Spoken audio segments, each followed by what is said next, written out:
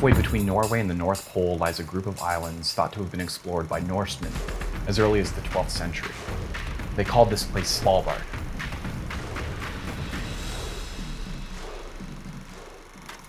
Last summer, I had the opportunity to go on an expedition through these cold Norwegian shores, and lucky for me, it's a lot easier to get there than it was 900 years ago.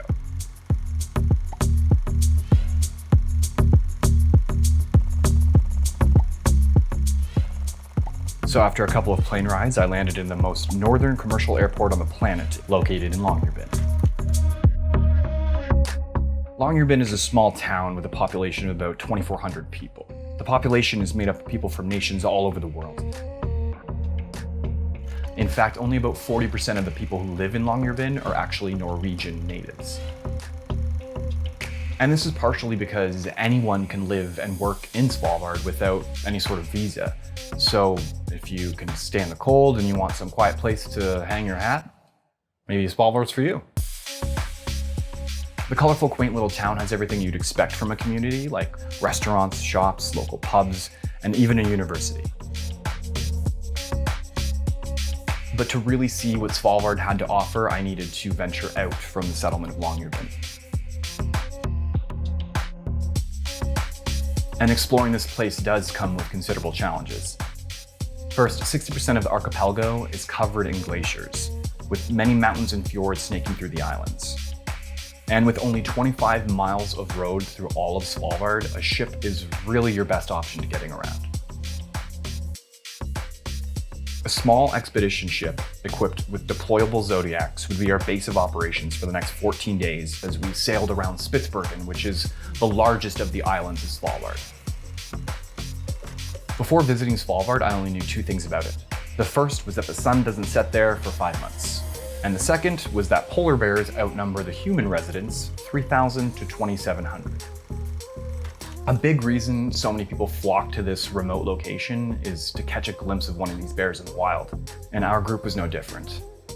As fate would have it, our ship happened upon a solo female wandering on the edge of some sea ice. Watching that bear meander along the ice with a pod of beluga whale swimming next to her is one of the most incredible things I'd ever seen. That moment seemed to stretch on forever as everyone on board quietly observed this amazing animal. Our group had the rare privilege of spotting a bear on our very first day aboard the ship.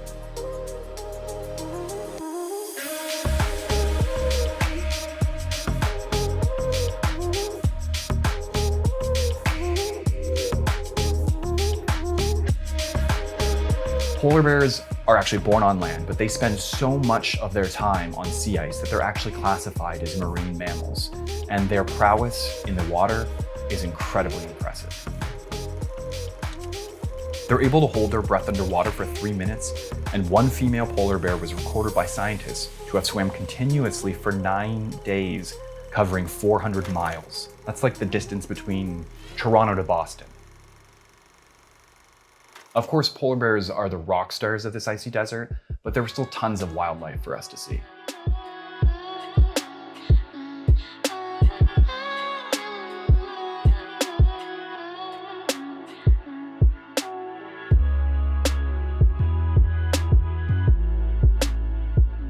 Spitsbergen happens to be a bird watcher's dream with over 80 species of birds, most of them migratory.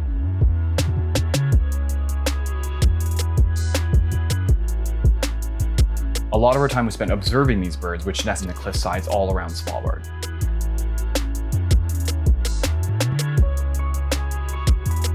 The Arctic tern is one of the most impressive among them. With an annual survival rate of 82%, more than 50% of Arctic terns will live to see their 30th birthday. They see 2 summers a year, migrating along a convoluted route from their breeding grounds in the north to the Antarctic coast for the southern summer and then back again about 6 months later. In their 30-year lifespan, they will have traveled over 2.4 million kilometers, which would be like flying from Earth to the moon and back again 3 times over. Another favorite bird of mine were the little ducks. These little guys were just absolutely adorable. They nest in crevices or beneath large rocks all over Spitsbergen, foraging underwater for food, eating mainly crustaceans. A single 150-gram little bird can eat 60,000 crustaceans per day, which would be 30 grams in dry food weight.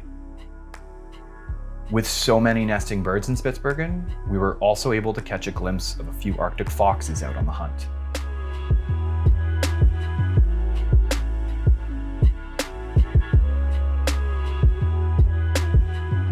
They spend the summer months hunting fowl and birds to help store fat for the long, cold winters. In times of food overabundance, they've been known to store eggs by burying them in underground caches.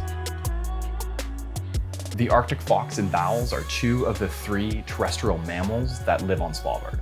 The third being the Svalbard reindeer, which is a subspecies of reindeer which is about half the size of other reindeer. The reindeer can be found grazing anywhere on the archipelago that is non-glaciated, munching away on any of the 165 species of plants that have been found to grow in Svalbard. Although the growing season is quite short and may only last a few weeks, the vegetation takes advantage of the midnight sun in the summer months, providing an ample food source for the local reindeer. In the 2 weeks of our expedition, we had seen some unforgettable things.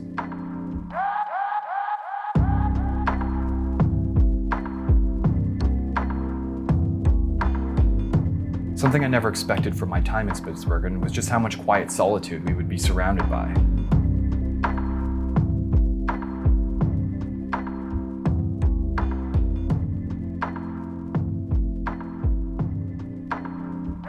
We were left with so much time to reflect on our lives, the world around us, and how these two things affect one another. So at the end of our adventure, it had been 336 hours since I had last seen the night sky, making this the longest day of my life. The day that I explored the wildlife capital of the Arctic.